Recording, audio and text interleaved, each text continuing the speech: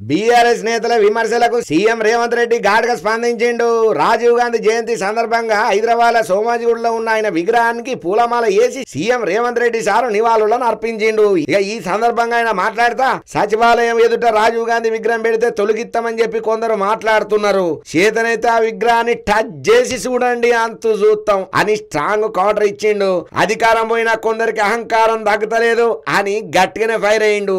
సచివాలయం ఎదుట కేసీఆర్ విగ్రహాన్ని పెట్టాలని చూస్తున్నారని చెప్పి ఆరోపణ చేసిండు. 10 ఏళ్లు అధికారంలో ఉన్న మీరు తెలంగాణ తల్లి విగ్రహాన్ని ఎందుకు పెట్టలేదని చెప్పి ప్రశ్నించిండు. 5 ఏళ్లలో ఏనాడు విగ్రహం పెట్టాలనే ఆలోచన రాని వాళ్లకు ఇవాళ ప్రశ్నించే నైతిక ఎక్కడున్నదని చెప్పి ఎదురు సవాలేసిండు. వచ్చే డిసెంబర్ 9 లోపు సచివాలయంలో తెలంగాణ తల్లి విగ్రహం కూడా పెడతామని చెప్పి కీలక ప్రకటన చేసిండు. ఈ విగ్రహాన్ని సచివాలయం లోపలనే పెడతామని చెప్పి స్పష్టం కూడా చేసిండు. రాజీవ్ గాంధీ విగ్రహం ఏర్పాటు చేసినాక ఏ రోజు తొలగిస్తారో చెబితే తాము కూడా వస్తామని చెప్పానన్నాడు. రాజీవ్ గాంధీ విగ్రహాన్ని ముట్టుకోకముందే ఏమైతుందో చూపెడతాం. ముట్టుకోవాలనే ఆలోచన మీ మతిలొత్తనే మీ పని కథం. ఖబర్దార్. రాజీవ్ గాంధీ దేశం కోసం ప్రాణ త్యాగం చేసిన గొప్ప మనిషి అని కొనియాడిండు. ఇయాలనే ప్రారంభం చేయాలని ముందుగా నిర్ణయం తీసుకున్నాం, కానీ ఇంకా కొన్ని పనులు మిగిలి ఉండుతోని వాయిదా వేసుకున్నామని చెప్పి చెప్పిండు.